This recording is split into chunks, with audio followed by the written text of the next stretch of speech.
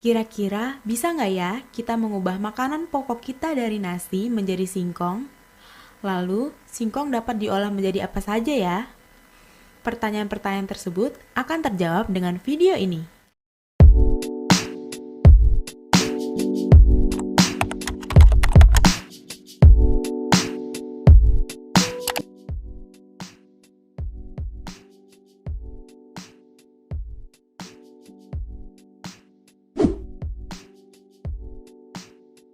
Bioteknologi digunakan pertama kali oleh ilmuwan Hongaria pada tahun 1919. Bioteknologi berasal dari kata biologi yang bermakna ilmu yang mempelajari makhluk hidup, dan teknologi adalah kemampuan teknis yang diterapkan berdasarkan ilmu pengetahuan dasar. Bioteknologi adalah cabang ilmu yang mempelajari pemanfaatan makhluk hidup seperti bakteri, fungi, virus, dan lain-lain, maupun produk dari makhluk hidup seperti enzim, alkohol, hormon, dan lain-lain dalam proses produksi untuk menghasilkan barang dan jasa. Bioteknologi terbagi menjadi dua, yaitu bioteknologi konvensional dan bioteknologi modern. Bioteknologi konvensional yaitu bioteknologi melalui proses fermentasi, sedangkan bioteknologi modern yaitu bioteknologi menggunakan teknik rekayasa genetika. Tape merupakan salah satu contoh bioteknologi konvensional yang difermentasikan. Tape tidak sehari langsung jadi, tapi diperlukan beberapa hari untuk difermentasikan. Pembuatan tape melibatkan banyak mikroorganisme. Mikroorganisme dari kelompok kapang akan menghasilkan enzim-enzim amilolitik yang akan memecah amilum pada bahan dasar menjadi gula lebih sederhana seperti disakarida dan monosakarida. Proses ini disebut sakarifikasi. Kemudian, khamir mengubah gula sederhana menjadi alkohol. Semakin lama tape dibuat, maka semakin kuat aroma alkoholnya. Jadi, pembuatan tape termasuk ke dalam bioteknologi konvensional karena pembuatannya masih menggunakan cara yang terbatas. Kira-kira bagaimana ya cara membuat tape singkong? Yuk kita simak penjelasan selanjutnya. Sebelum masuk ke cara pembuatan, siapkan alat dan bahan yang diperlukan terlebih dahulu.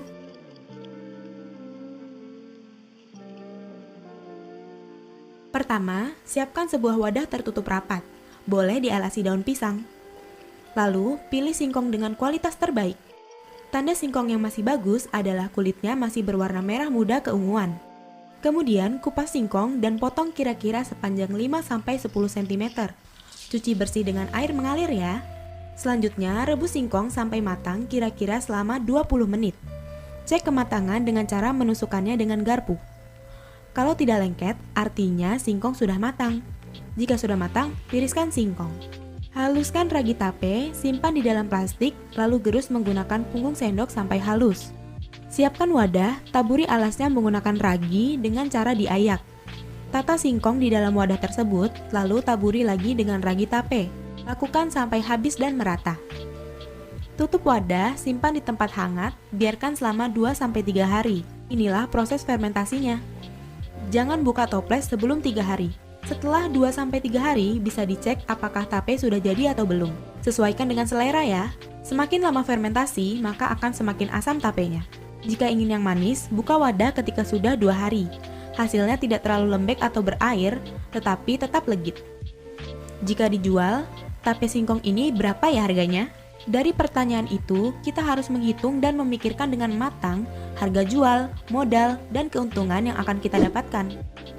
Tabel-tabel ini menjelaskan secara rinci dari biaya investasi, biaya tidak tetap, dan pendapatan bersih atau laba, sehingga dapat kita peroleh perkiraan harga jualnya.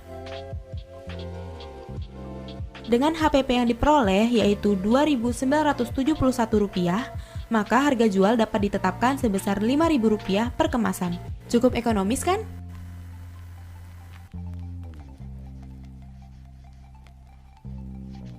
Banyak sekali manfaat dari tape singkong itu sendiri. Dalam 100 gram tape singkong terdapat sejumlah nutrisi yang meliputi kalori, protein, lemak, karbohidrat, dan lainnya. Berikut beberapa manfaat tape singkong. Baik untuk sistem pencernaan. Kandungan probiotik atau bakteri baik di dalamnya merupakan salah satu faktor penting dalam menjaga kelancaran sistem pencernaan, seperti menjaga fungsi kerja usus dan mencegah terjadinya kanker usus besar. Sumber karbohidrat yang baik. Siapa sangka, tape singkong bisa menjadi salah satu alternatif sumber karbohidrat. Dibanding dengan beras, kandungan karbohidrat pada singkong dikenal lebih baik karena memiliki tingkat glycemic index yang lebih rendah. Karbohidrat kompleks yang terkandung di dalamnya juga lebih lama dicerna oleh tubuh sehingga bisa membuat rasa kenyang lebih lama. Mengontrol tekanan darah.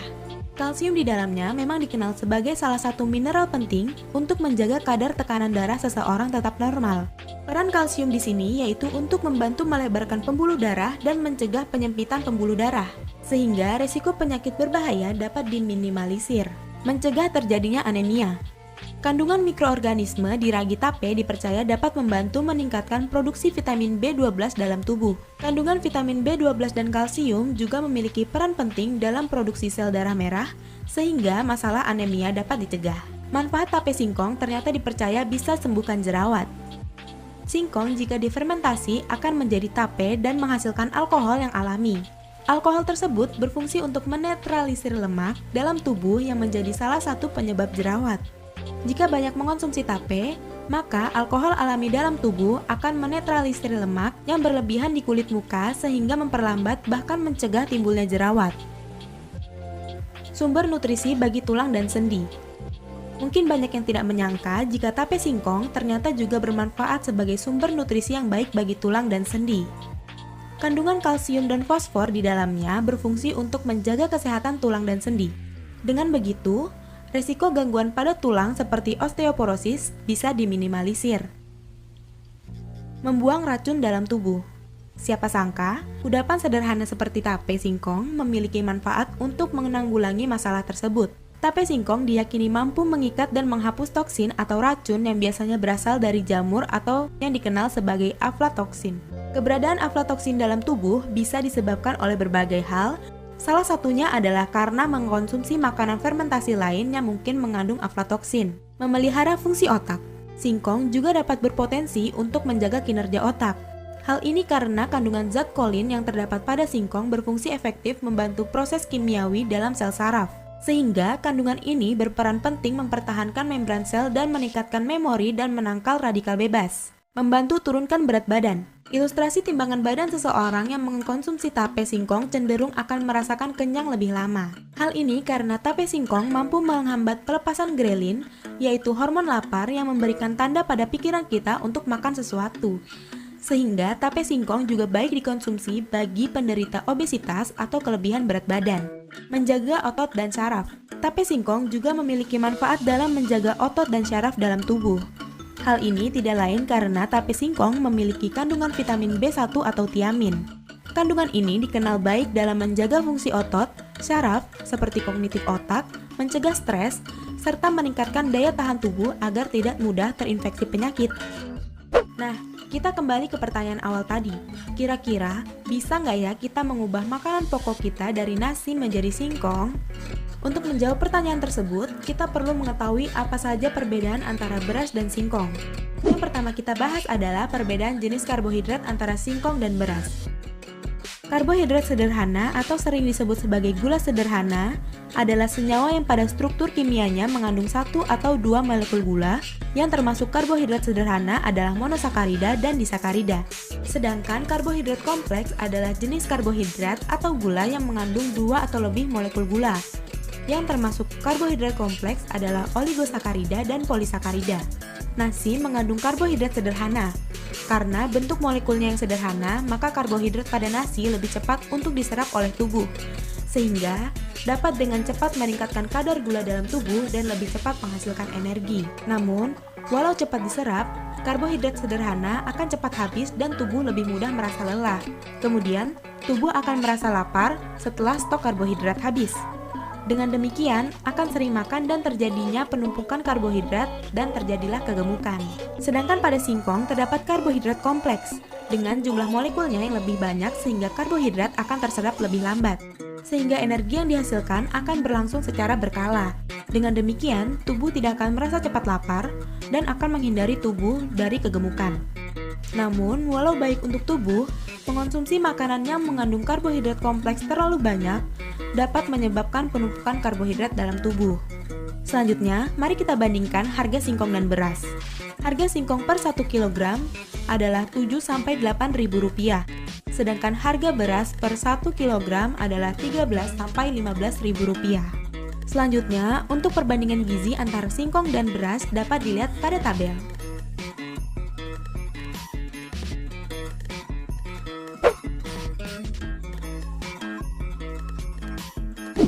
Ketahanan pangan merupakan suatu kondisi terpenuhinya pangan bagi negara sampai dengan perseorangan yang tercermin dari tersedianya pangan yang cukup, baik jumlah maupun mutunya, aman, beragam, bergizi, merata, dan terjangkau, serta tidak bertentangan dengan agama, keyakinan, dan budaya masyarakat untuk dapat hidup sehat, aktif, dan produktif secara berkelanjutan. Pembangunan ketahanan pangan dan gizi dilakukan secara sistematik dengan melibatkan lintas sektor. Pendekatan ini diarahkan untuk mewujudkan ketersediaan pangan yang memadai melalui produksi pangan domestik dan perdagangan, tercapainya stabilitas ketersediaan dan akses pangan secara makro, meso, dan mikro, tercukupnya kualitas, keragaman, dan keamanan pangan, dan kuantitas konsumsi pangan yang didukung oleh perbaikan infrastruktur. Untuk mewujudkan kondisi tersebut, diperlukan dukungan kebijakan ekonomi makro yang mampu mewujudkan stabilitas ekonomi, menjamin stabilitas pasokan dan harga pangan. Bisa dilihat pada gambar 1. Kebutuhan akan jumlah dan kualitas pangan terus berkembang, sementara areal pertanian menciut. Jangan heran bila para ahli pertanian dunia pun pusing untuk memprediksi sistem pangan global yang ke depan makin kompleks dan tidak pasti. Sumber ketidakpastiannya adalah ketersediaan lahan dalam keberlanjutan sistem pangan. Organisasi Pangan Dunia sudah lama menyoroti masalah ketersediaan lahan bagi ketahanan pangan. Di tingkat global, FAO memproyeksikan kebutuhan lahan pertanian bisa mencapai 5,4 miliar hektar pada tahun 2030 dari kondisi saat ini. Berbagai skenario pun ditawarkan agar penggunaan lahan menjadi lebih optimal. Pasalnya, pembukaan dan perluasan lahan pertanian tentu harus memperhatikan banyak aspek, seperti masalah lingkungan, terganggunya ekosistem. Toh isu lingkungan tak menyurutkan agenda PBB mengawal masyarakat tetap mendapatkan nutrisi dengan terjaganya produktivitas lahan sebagai bagian dari ketahanan pangan. Tak dipungkiri, isu konversi lahan produktif pertanian menjadi momok yang menghantui ketahanan pangan banyak negara di dunia, termasuk Indonesia. Pemerintah pun sangat serius memperhatikan masalah tersebut demi menjamin ketersediaan dan akses pangan bagi masyarakatnya. Adanya masalah konversi lahan itu terkonfirmasi dari data dari Kementerian Agraria dan Tata Ruang Wilayah, Badan Pusat Statistik, dan Kementerian Pertanian. Lahan pertanian juga makin susut. Pada 2019, luas baku sawah nasional hanya 7.465 juta hektar, turun dibandingkan posisi 2015 yang 8.092 juta hektar. Artinya, 627.000 lahan pertanian beralih fungsi selama kurun 2015 sampai 2019, atau rata-rata 125.400 hektar per tahun. Bisa jadi, alih fungsi lahan itu untuk pembangunan. Meski terjadi penyusutan lahan pertanian, satu laporan dari Global Food Security Index menyebutkan ketahanan pangan Indonesia cenderung membaik dalam 5 tahun terakhir. Peringkat Indonesia terus naik dari posisi ke-74 pada tahun 2015 menjadi 62 pada tahun 2019 dari 113 negara yang dievaluasi. Indonesia menjadi peringkat kelima di Asia Tenggara. Lembaga itu mengukur indeks dengan melihat kemampuan konsumen untuk membeli makanan, kecukupan pasokan, dan risiko gangguan pasokan. Selain itu, indeks tersebut juga mengukur kapasitas negara mendistribusikan pangan, faktor kualitas, serta keamanan pangan. Penilaian mereka mengabaikan sumber pangan, tidak peduli apakah bahan pangan diproduksi oleh petani di dalam negeri atau didatangkan melalui importasi. Indonesia meyakini ketahanan pangan juga menyangkut ketersediaan lahan pertanian yang memadai untuk menyangga ketahanan pangan tersebut, selain tetap terjaganya cadangan pangan nasional. Dalam rapat terbatas lanjutan pembahasan food estate di Istana Negara pada Rabu 29 September 2020, Presiden Joko Widodo mengingatkan bahwa penyediaan cadangan pangan nasional adalah agenda strategis. Ini adalah agenda yang harus dilakukan dalam rangka mengantisipasi kondisi krisis pangan akibat pandemi COVID-19. Adanya program penyedia pangan nasional juga untuk mengantisipasi perubahan iklim. Selain itu juga untuk mengurangi ketergantungan terhadap impor pangan. Wajar bila Presiden khawatir soal penyediaan pangan. Dalam konteks ini, sinyalemen yang disampaikan kepala negara tergambarkan dari data BPS. Bila di 2020 produksi pangan nasional cukup baik dan aman dalam menyangga kebutuhan, itu berkat tak lepas dari kondisi cuaca yang mendukung. Tak ada kemarau kering seperti 2019. Namun, ke depan tak selalu cuaca akan bersikap bersahabat. Adakah Indonesia siap menghadapi fluktuasi ini? Menyikapi persoalan pangan itu, Kementerian Pertanian pun sudah menyiapkan 4 strategi untuk memaksimalkan produksi sektor pertanian. Masalah ketahanan pangan telah menjadi isu krusial cukup lama. Dalam satu kesempatan, Menteri Pertanian mengingatkan negara ini masih membutuhkan perluasan lahan sebesar 200.000 hektar untuk menambah pasokan pangan, khususnya di tengah pandemi COVID-19. Khusus untuk food estate, pemerintah telah menyiapkan 2 lokasi, yakni Kalimantan Tengah dan Sumatera Utara. Di Kalimantan Tengah, areanya meliputi Kabupaten Kapuas dan Kabupaten Pulang Pisau. Selanjutnya, kita akan membahas reaksi dan perubahan kimia yang terjadi pada fermentasi tape singkong. Seperti yang sudah dijelaskan sebelumnya, pembuatan tape merupakan salah satu contoh fermentasi alkohol. Fermentasi alkohol merupakan salah satu reaksi metabolisme berupa respirasi anaerob yang tidak membutuhkan oksigen. Fermentasi ini menggunakan bahan dasar yang berupa glukosa atau karbohidrat. Reaksi dalam fermentasi singkong menjadi tape adalah glukosa yang merupakan gula paling sederhana. Melalui fermentasi akan menghasilkan etanol. Reaksi fermentasi ini memerlukan bantuan jamur yang ada pada ragi tape. Dapat dilihat persamaan reaksi kimia serta penjabarannya sebagai berikut. Perubahan kimia adalah perubahan materi yang menghasilkan zat jenis baru, di mana dalam prosesnya bisa terjadi pada 2 atau lebih jenis materi kimia. Perubahan yang terjadi pada pembuatan tape ini antara lain rasanya asam. Hal ini disebabkan karena nilai pH selama fermentasi tape turun dari pH 6 menjadi pH 3,5, tetapi pada umumnya pH mencapai 4. 2. Bahan menjadi lunak atau kenaikan kadar cairan. Selama fermentasi tape singkong, volume cairan cenderung meningkat.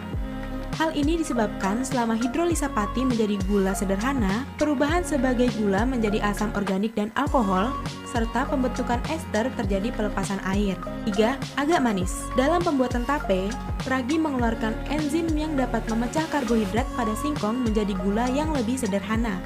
4. Terbentuk alkohol, karbon dioksida, dan energi panas. 5.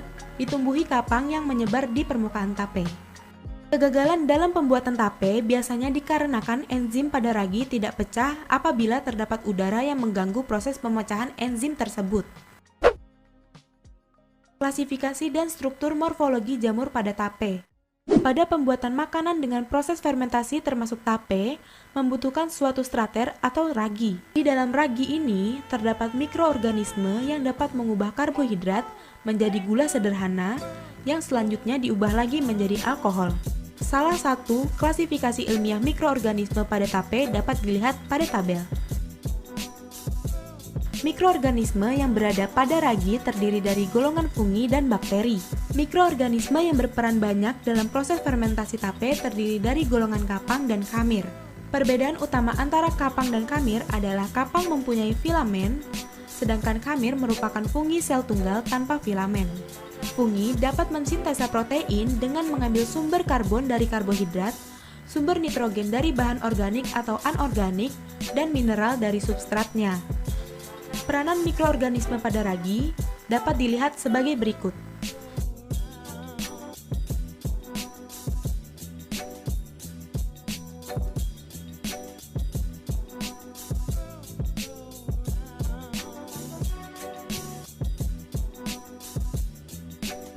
Saccharomyces cerevisiae secara morfologi hanya membentuk blastoporable berbentuk bulat, lonjong, silindris, oval atau bulat telur diameter 5-10 mikrometer yang dipengaruhi oleh strainnya.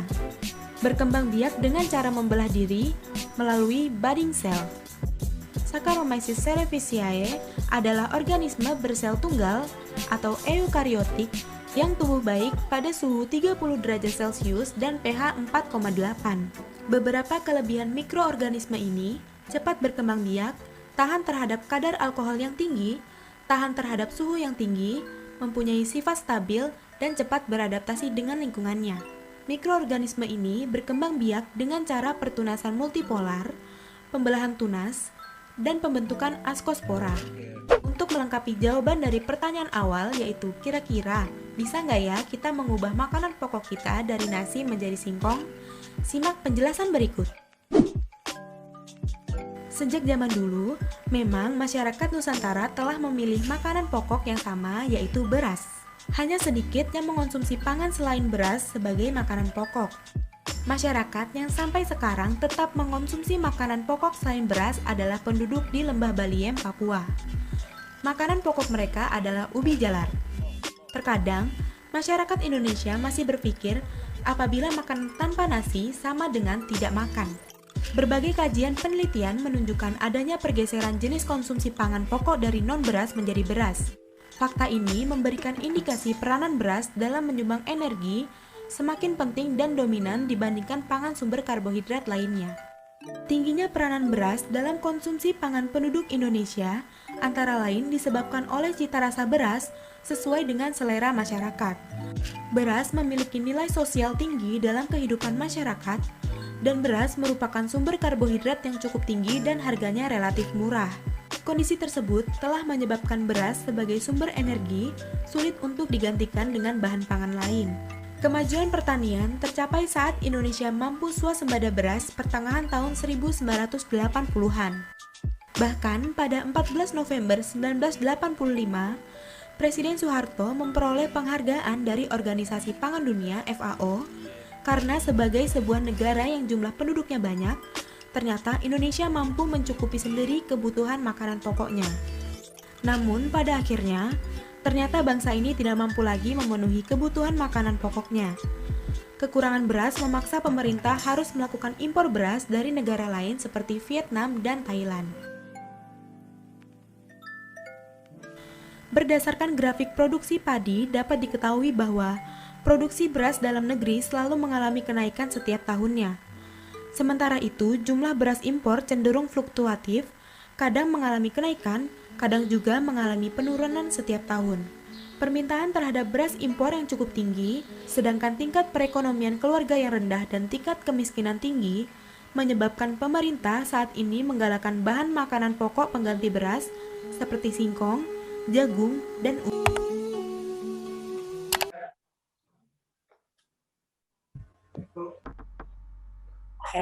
Terima kasih semuanya. Terima kasih semuanya. Ketemu lagi. Dah.